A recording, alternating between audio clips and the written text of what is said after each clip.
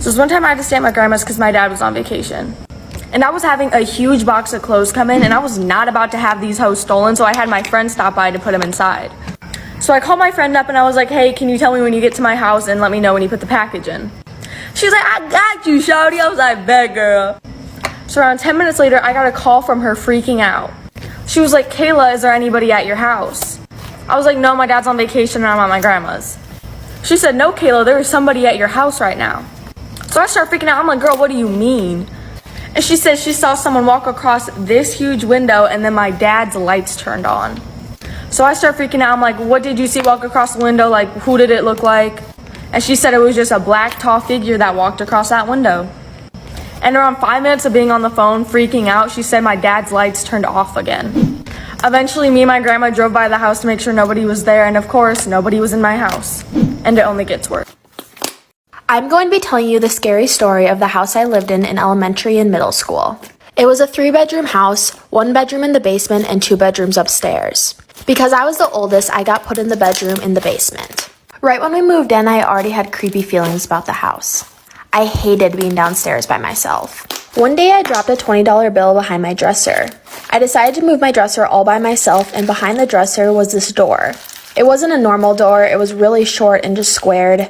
It was also glued off, so I couldn't get into it. Me and my neighbor, who were best friends, worked at it for days to get into it. We finally got it open, and inside was another room. It was almost like an underground attic. The walls were wooden, the ceiling was wooden, there was no carpet, but it smelled awful.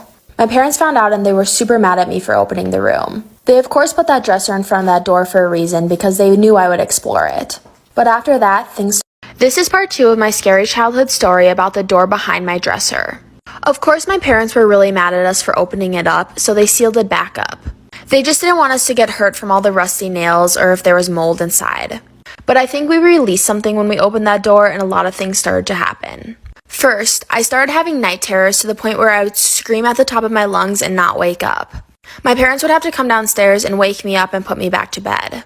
Then, every single night I would have this reoccurring dream that me, my mom, and my brother were all at a picnic at the beach. This super old lady would walk up to us and she would take me. She then would lock me up in the room behind my dresser. This dream would reoccur every single night for months. It scared me so much that I started to not sleep at night. I developed insomnia and would only sleep for 2 to 3 hours per night at only 8 years old. There was a couple nights where I swear I saw the old lady standing in the corner of my room. My parents just thought I was hallucinating from no sleep though. Stay tuned for part 3. This is part 3 of my scary childhood story about the door behind my dresser. Because I wasn't sleeping and developed insomnia, my parents took me to a sleep therapist. The only thing the therapist gave me was a bunch of sleeping pills. Even though the sleeping pills worked, it made my dreams so much worse.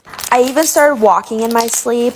I would wake up all the time not in my bed. My covers would be all the way across the room like someone had dragged them over there. One night, one of my best friends slept over and we heard knocking coming from the door behind my dresser. That night when we went to bed, she started speaking really creepy gibberish in her sleep. I had to go get my mom to wake her up. I woke up a couple nights feeling like I was suffocating, and when I swung out of bed, I saw a silhouette of an old lady. My cat even started to sit there and meow and hiss at random things in the corners of the room. But there was nothing ever there. It got so bad to the point where I moved up into my brother's room. If any of you have listened to all 3 parts and are experts on spirits, please message me on Instagram and tell me what you think I released that night when I opened the door.